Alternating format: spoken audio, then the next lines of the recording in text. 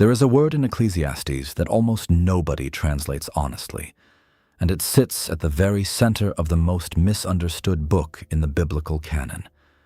We usually read it in English as vanity, as in vanity of vanities, all is vanity. Sometimes translators offer meaningless or futile or even absurd. But none of these capture the physical, almost suffocating reality of the original Hebrew word. The word is hevel. Historically, hevel does not mean vanity in the sense of arrogance or even pointlessness. It translates literally to vapor, breath, or smoke. It is something you can see but cannot grasp. It is the mist on a cold morning that vanishes when you try to catch it in your hands.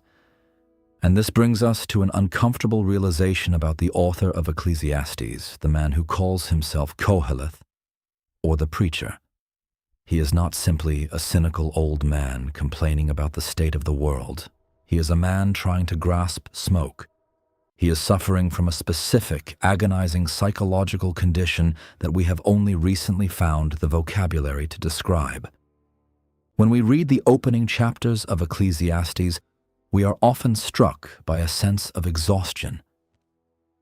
The preacher looks at the cycles of nature, the generations coming and going, the sun rising and setting, the wind blowing in circuits, and he feels entirely emptied out by it all.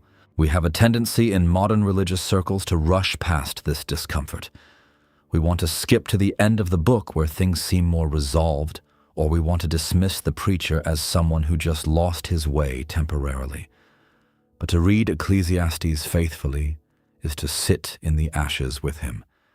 It is to recognize that his diagnosis of the human condition is devastatingly accurate.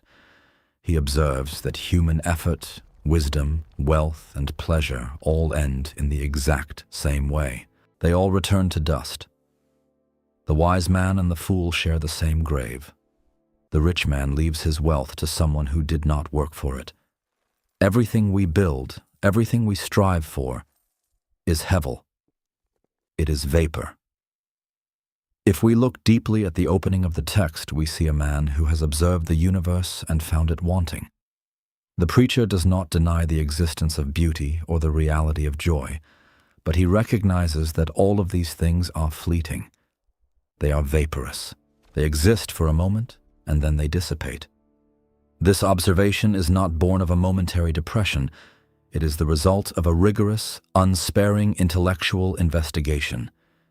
He has set his mind to know wisdom and to know madness and folly, and he has concluded that all of it is a striving after wind. He is haunted by the ephemeral nature of existence. He is haunted by the fact that nothing endures. This is the core of his agony. He desires permanence in a world composed entirely of vapor. He longs for something solid to hold on to, but every time he reaches out, his hands close on empty air. To understand what the preacher is truly experiencing, we have to look outside the ancient Near East and travel to Vienna in the early 20th century. Sigmund Freud, the founder of psychoanalysis, spent his life mapping the darker, unacknowledged territories of the human mind. We often associate Freud with his more controversial theories, but some of his most enduring work dealt with loss, grief, and the ways we fail to cope with the reality of a broken world. Freud was a secular Jewish thinker who rejected traditional religion, yet his observations about the human psyche often run parallel to the deepest insights of the biblical text. He understood that human beings are fundamentally fragile creatures, vulnerable to the crushing weight of reality. In 1917, Freud published a seminal paper titled Mourning and Melancholia. In this essay, he sought to distinguish between two different reactions to loss. This distinction provides a crucial key to unlocking the psychological depths of Ecclesiastes. Mourning, Freud argued, is a healthy and natural response to losing a loved one or an ideal. When we mourn, we know exactly what we have lost. We can name it. We can point to the empty chair at the table or the shattered dream. We feel the pain, we process the grief, and eventually, over time, The ego detaches itself from the lost object and becomes free to live again. Mourning has an end. It is a painful process, but it is a process that moves toward resolution. Melancholia, however, is something entirely different. Freud observed that the melancholic patient presents with the same symptoms as the mourning patient. They experience profound sadness, a loss of interest in the outside world, a loss of the capacity to love, and an inhibition of all activity. But there is a crucial difference. In melancholia, the person cannot clearly identify what has been lost. The loss operates on an unconscious level. They may know whom they have lost, but not what they have lost in them. Or they may simply feel a pervasive, crushing sense of loss without any specific trigger, because the melancholic cannot name the lost object. The grief cannot be processed. It turns inward. The ego itself becomes impoverished in the melancholic state. Freud noted that the melancholic displays an extraordinary lowering of self-regard, an impoverishment of the ego on a grand scale. They feel worthless, empty, and alienated from themselves and the world. The melancholic is trapped in a state of suspended grief, unable to move forward because they cannot identify what they are grieving. They are haunted by a ghost they cannot name. They feel an acute sense of absence, a gaping void at the center of their existence, but they do not know what belongs in that void. When we read Ecclesiastes through the lens of Freud's Mourning and Melancholia, the text suddenly opens up in a startling way. The preacher is not mourning. He is melancholic. He is haunted by a profound sense of loss, but he cannot locate the object that was taken from him. He looks at the world, at all the beauty and wealth and wisdom it has to offer, and he finds it all to be hevel. It is vapor. It is a shadow of something else, something solid that is missing. The preacher is experiencing the melancholic's inability to find rest, because the object of his desire is absent, and worse, it is unnameable. He is grieving a world that he never actually possessed, a perfection that he can imagine but cannot locate in reality. We see this melancholic drive play out meticulously in the second chapter of Ecclesiastes. The preacher decides to treat his despair as an experimental problem. He embarks on a systematic test of human pursuits to see if anything can fill the void. He tests the boundaries of what Freud would later call the pleasure principle. Freud posited that the human psyche is fundamentally driven by the desire to maximize pleasure and avoid pain. The preacher leans fully into this principle. In Ecclesiastes 2, he documents an astonishing pursuit of satisfaction. He says, "I said in my heart, 'Come now, I will test you with pleasure. Enjoy yourself.' He acquires massive wealth, builds magnificent houses, plants lush vineyards, gathers servants, and surrounds himself with musicians. He denies himself nothing that his eyes desire. He constructs a paradise of his own making, a world entirely governed by the satisfaction of human appetites. He throws himself into work, into architecture, into horticulture, into the accumulation of resources. He tries to build a fortress of pleasure to keep the melancholia at bay. He tries to drown the sense of loss in a sea of sensory experience. He is testing the limits of human capacity to generate meaning through enjoyment. But the experiment fails. When the preacher surveys all that his hands have done and the toil he had expended in doing it, he reaches a devastating conclusion. He recognizes that the pleasure was real, but it was not enough. It did not solve the underlying problem. He concludes in Ecclesiastes 2 that it was all hevel, a striving after wind, and there was nothing to be gained under the sun. The pleasure principle is fundamentally inadequate. It cannot cure his melancholia, because pleasure is merely a temporary distraction from the underlying loss. Freud himself recognized this limitation. He understood that the pleasure principle eventually has to confront the reality principle. The reality principle is the harsh, uncompromising demand of the external world. It is the recognition that our desires will often be thwarted by the limits of existence. The reality principle forces us to delay gratification, to endure suffering, and to accept the inevitable decay of all things. The preacher runs headlong into the reality principle. He realizes that all his accumulated pleasures are bounded by time and death. They do not restore the lost object. They merely highlight its absence. The wine eventually runs out. The gardens eventually wither. The musicians eventually fall silent. And even if they do not, the preacher knows that he himself will eventually die and leave it all behind. This brings us to another of Freud's major concepts, one that maps perfectly onto the preacher's worldview. In his later work, Civilization and Its Discontents, Freud explored the inherent tension between the individual and society. He argued that human beings are fundamentally ill-suited for the civilization they have created. In order to live together in society, we have to repress our primal instincts. We have to trade a measure of freedom for a measure of security. This necessary repression generates a persistent, underlying malaise. We are civilized, but we are discontented.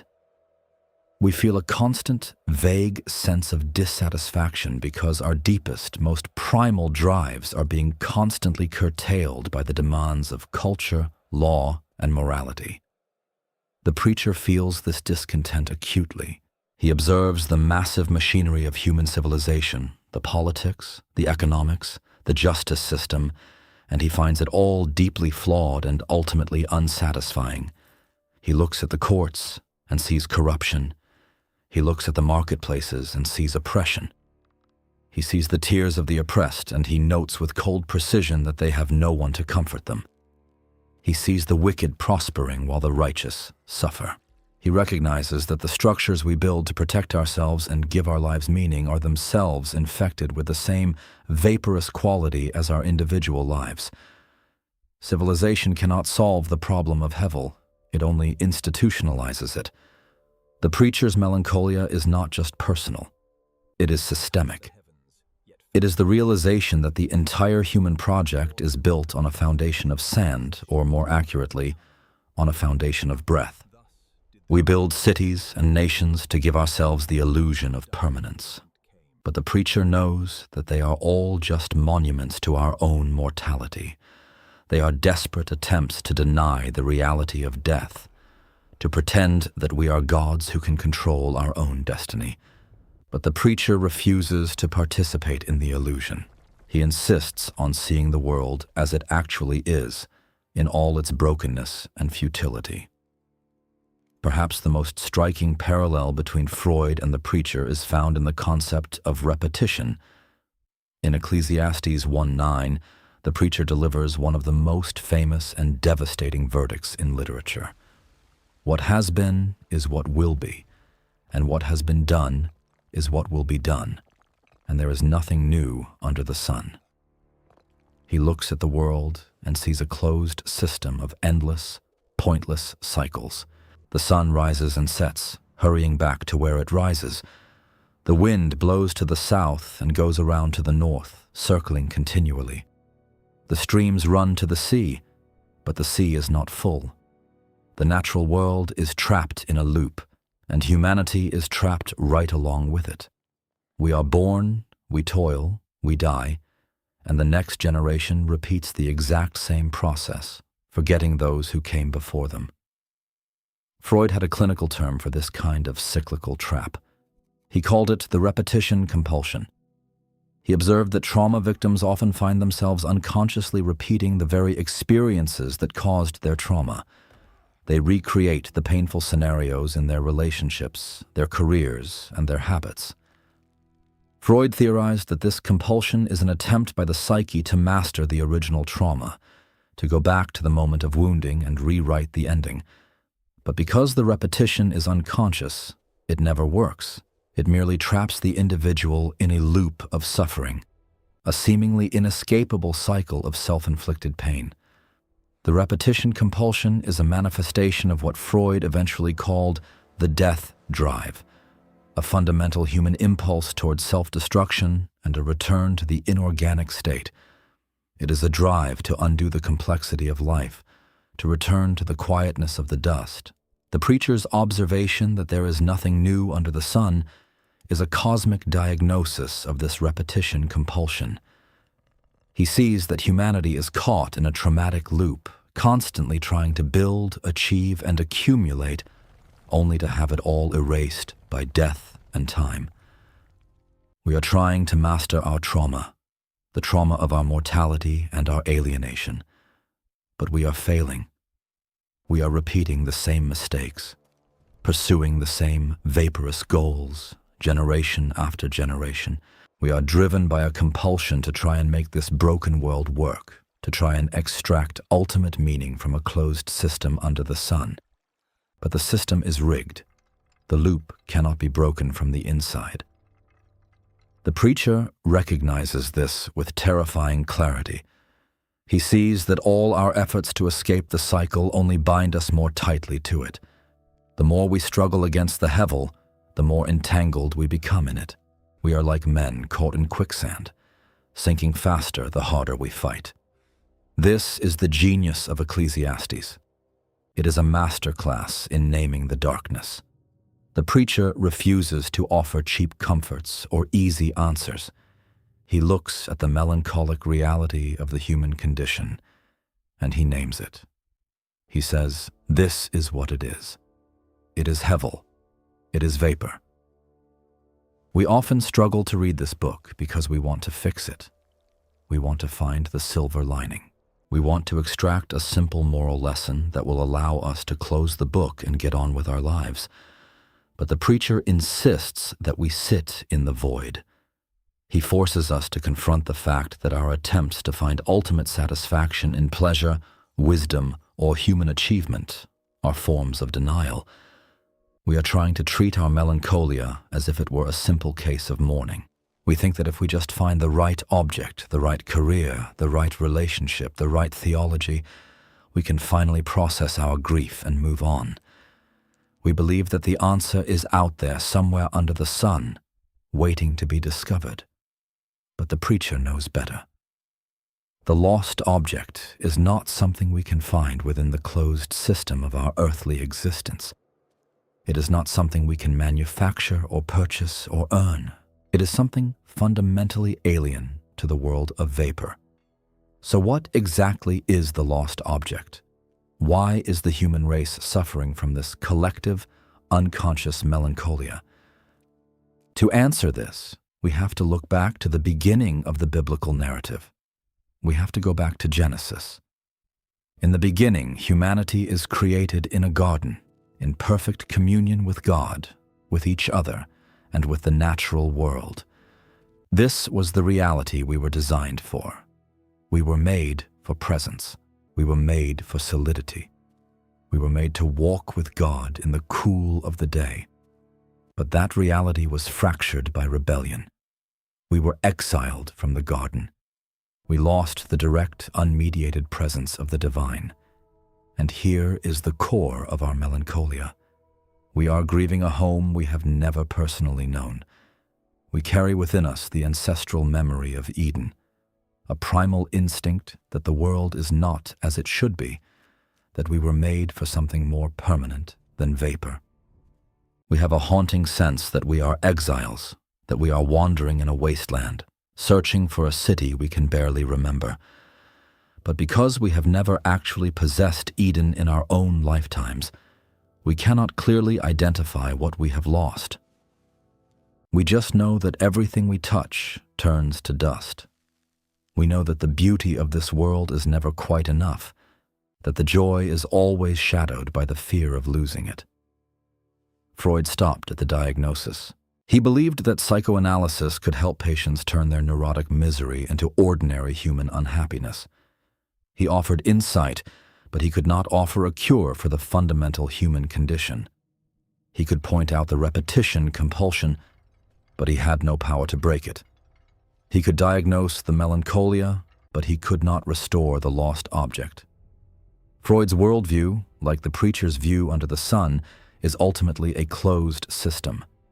It is bound by the reality of death, It offers no hope of resurrection, no promise of a new creation. But the biblical narrative does not end in Ecclesiastes. The preacher brings us to the very edge of the abyss. He makes us look down into the vapor, and he prepares us for the only possible rescue. He clears away all the false hopes and the cheap consolations, leaving us with nothing but the stark reality of our need. The preacher's conclusion in Ecclesiastes 12:13 is often misunderstood as a grim resignation. He says, "The end of the matter, all has been heard. Fear God and keep his commandments, for this is the whole duty of man." We sometimes read this as a kind of moralistic surrender. We assume he is saying, since everything is meaningless, just put your head down, follow the rules, and hope for the best. But that is entirely wrong. The fear of God is not resignation. It is orientation. It is the sudden realization that there is a reality above the sun. The preacher is pointing to the only exit from the melancholic loop. If the closed system of human experience is hevel, then the only way to find solidity is to anchor oneself to the creator of the system. To fear God is to acknowledge that we are not the center of the universe, that our attempts to master our own destiny are vaporous, and that true meaning can only be received as a gift from outside our immediate reality. It is to recognize that we cannot cure ourselves, that we cannot build our own Eden. The fear of God is the beginning of wisdom because it is the end of our illusions. It is the moment we stop trying to grasp the smoke and start looking toward the one who commands the wind. But even this orientation is not the final answer. The Old Testament diagnoses the condition and points to the necessity of God. But it is in the New Testament that the decisive break occurs. Where Freud and the preacher offer diagnosis and orientation, the gospel offers invasion and resurrection.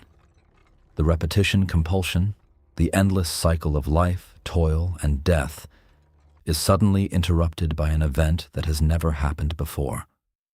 The cycle is broken from the outside. God himself enters the system of vapor.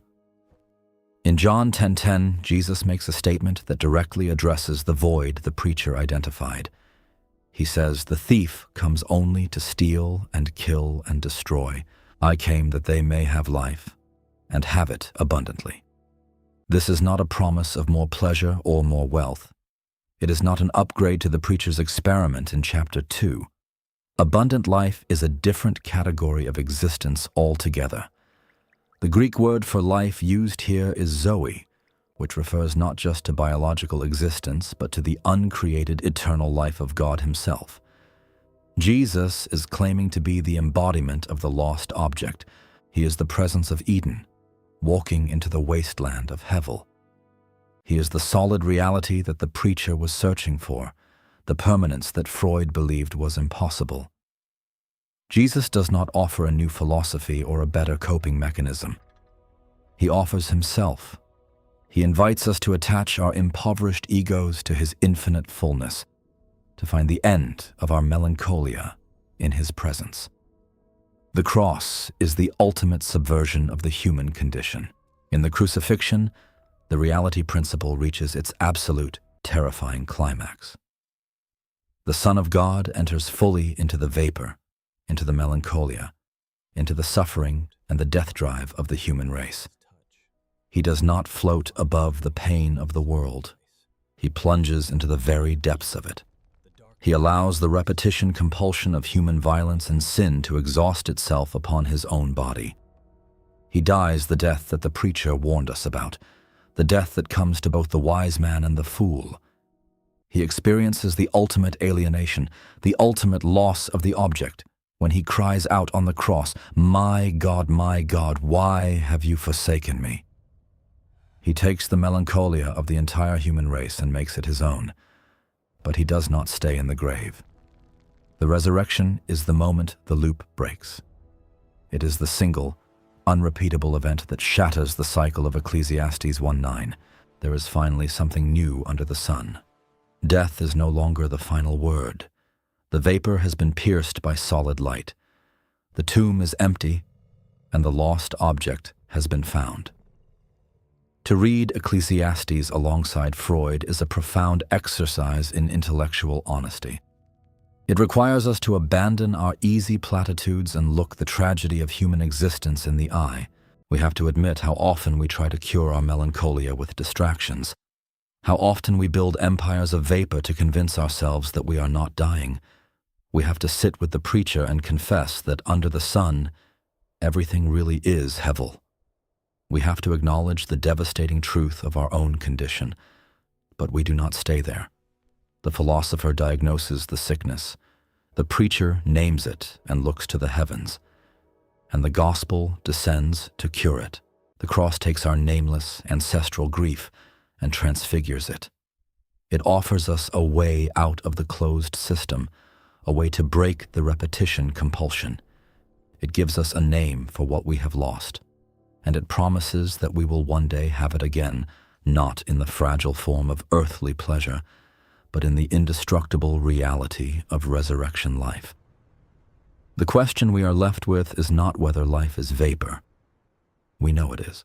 We feel it every time something breaks, every time we lose someone, every time our greatest achievements leave us feeling hollow. We feel the melancholia haunting our quiet moments, whispering that we were made for more than this. The question is what we do with the vapor. Do we continue to grasp at the smoke, caught in a cycle of repetition, trying to force this broken world to give us the Eden we have lost? Do we exhaust ourselves in a futile attempt to build a permanent home in a transient world? Or do we stop striving, open our hands, and let the abundant life of the resurrected Christ fill the void we could not name? We cannot cure our own melancholia. We cannot think our way out of the repetition compulsion. We can only surrender it to the one who breathed life into the dust, the one who entered the vapor and conquered the grave. The preacher shows us the end of human striving. Jesus shows us the beginning of eternal life.